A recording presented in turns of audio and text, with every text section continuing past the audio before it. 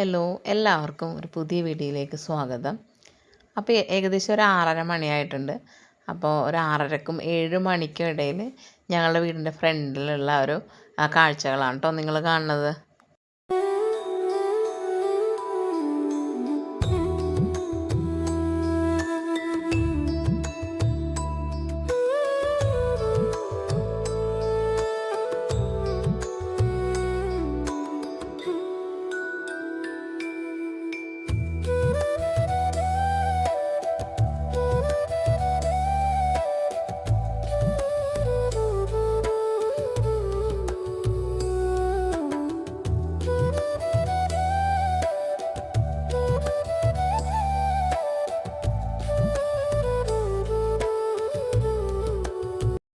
അപ്പോൾ ഇന്ന് നമ്മൾ രാത്രി ഡിന്നറിന് ചിക്കൻ ഫ്രൈഡ് റൈസ് ഉണ്ടാക്കാമെന്ന് വിചാരിച്ചു.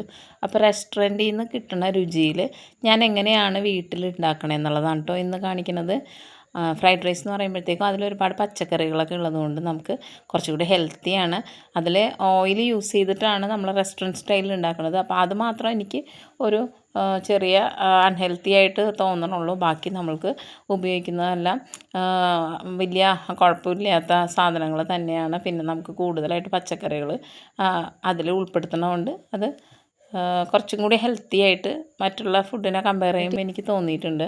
അപ്പോൾ അതിന് വേണ്ടിയിട്ട് ഞാൻ ബസ്മതി റൈസ് ഒരു 1/2 ടീസ്പൂൺ ചെറുനാരങ്ങ നീരും 1 ടീസ്പൂൺ സൺഫ്ലവർ ഓയിലും ചേർത്ത് വേവിച്ച് വെച്ചിട്ടുണ്ട്. പച്ചക്കറികൾ ക്യാപ്സിക്കം, ക്യാരറ്റ്, സവാള, ക്യാബേജ് ഇതെല്ലാം നേരത്തെ അരിഞ്ഞു വെച്ചിട്ടുണ്ട്.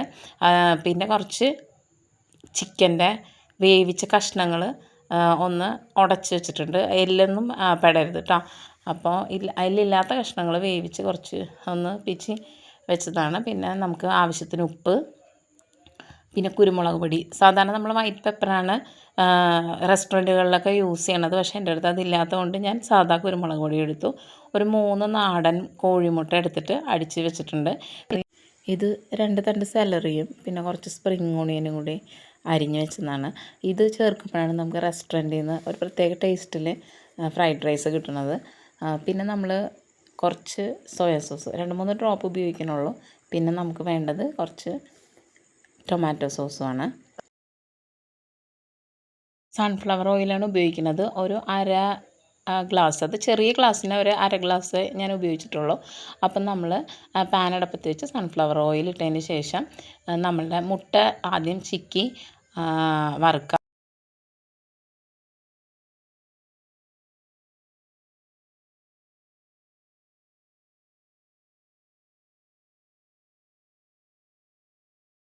ഒന്ന് റെഡിയായി വന്നിട്ടുണ്ട്.